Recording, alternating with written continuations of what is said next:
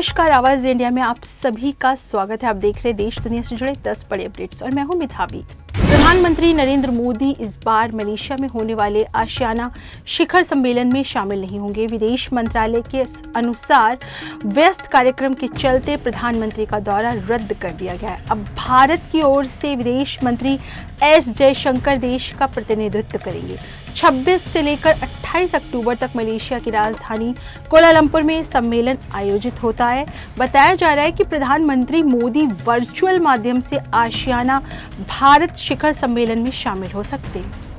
तेलंगाना की राजधानी हैदराबाद के पास गौरक्षक को गोली मारे जाने से तनाव फैल गया है। घायल युवक सोनू सिंह उर्फ प्रशांत पर किसी व्यक्ति ने बुधवार शाम को गोली चला दी।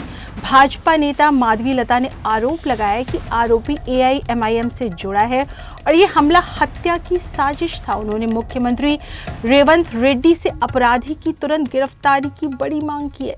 फिलहाल घायल गौरक्षक जिंदगी और मौत से लड़ रहा है। पश्चिम बंगाल के दक्षिण 24 परगना जिले में मां काली की खंडित मूर्ति मिलने से बड़ा हड़कंप मच गया। बीजेपी ने इसे जिहादी तत्वों की बड़ी साजिश बताया, जबकि TMC ने कहा कि बीजेपी माहौल बिगाड़ने की हमेशा ही कोशिश में लगी रहती है।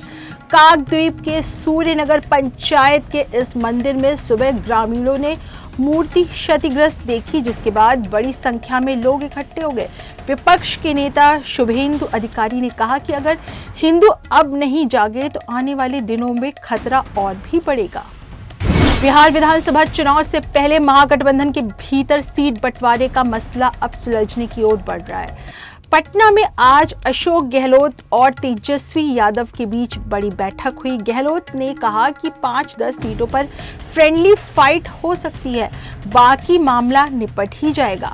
RJD, कांग्रेस, CPM समेत वाम दल VIP पार्टी के बीच फाइनल बातचीत जारी है। संभावना है कि कल संयुक्त प्रेस कॉन्फ्रेंस के बाद प्रचार अभियान की बड़ी शुरुआत हो जाएगी। 24 अक्टूबर को प्रधानमंत्री नरेंद्र मोदी और गृह मंत्री अमित शाह बिहार में एक साथ चुनावी बिगुल फूकेंगे।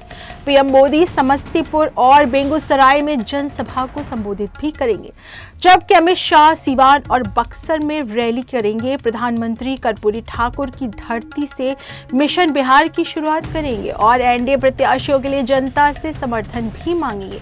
वहीं विपक्ष पर तीखे वार की भी उम्मीद जताई गई है।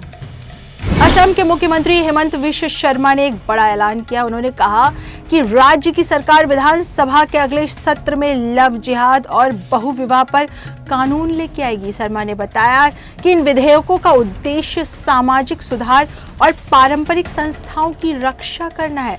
उन्होंने कहा कि इसके अलावा चाय जनजातियों को भूमि अधिकार देने और वैष्णव मठों की सुरक्षा पर भी विधेयक लाया जाएगा। 13,850 करोड़ रुपए के PNB घोटाले के आरोपी मेहुल चौकसी को भारत लाने की तैयारी तेज हो गई है। भारत ने बेल्जियम को मुंबई की आर्थर रोड जेल की तस्वीरें भेजी ताकि वहां की सुरक्षा और सुविधाओं की जानकारी दी जा सके। 46 वर्ग मीटर की इस बैरक में 2 सेल होंगे, जिनमें निजी शौचालय और पंखा, टीवी जैसी बुनियादी सुविधाएं भी उपलब्ध होंगी। चौकसी को उसी बैरक नंबर 12 में रखा जाएगा, जहां कभी 26/11 का आतंकी कसाव रखा गया था। उत्तराखंड के केदारनाथ धाम के कपाट आज सुबह 8:30 बजे शीतकाल के लिए बंद हो जाएंगे। कपाट बंद होने के बाद पंचमुखी भगवान की डोली ओंकारेश्वर मंदिर जाएगी, जहां अगले 6 महीने तक पूजा अर्चना होगी। कपाट बंद होने की परंपरा के तहत डोली पहले रामपुर और फिर विश्वनाथ मंदिर गुप्तकाशी होते हुए 25 अक्टूबर को ओंकारेश्वर पहुंचेगी। जिलाधिकारी रुद्रप्रयाग ने सभी तैयारियों की समीक्षा कर ली। हिमाचल प्रदेश के ऊपरी इलाकों में बुधवार को सीजन की पहली बर्फबारी हुई। लाहौर स्पीति के ताबो में तापमान -0.7 डिग्री तक सेल्सियस तक गिर गया। मनाली, शिमला और धर्मशाला में ठंड बरसी गई है। बर्फबारी से पर्यटन कारोबारियों के चेहरे खिल उठे, क्योंकि सैलानियों की संख्या अब बढ़ने की उम्मीद है। ग्लोबल मार्केट में सोना चांदी के दामों में भारी गिरावट दर्ज की गई। सोना तकरीबन 2.9% गिर गया तो $4.004 प्रति औंस पर आ गया, जबकि चांदी 7% तक टूटी। ये गिरावट 12 सालों में सबसे बड़ी बताई जा रही है। एक्सपर्ट्स का कहना है कि निवेशकों ने रिकॉर्ड ऊंचे स्तरों पर पहुंचने के बाद मुनाफा वसूली शुरू कर दी। भारत में कल यानी 23 अक्टूबर को इसका असर देखने को मिल सकता है। आज आवाज इंडिया में देश दुनिया से जुड़ी बड़ी खबरों में इतना ही। एक बार फिर हाजिर होंगे बड़ी अपडेट्स के साथ।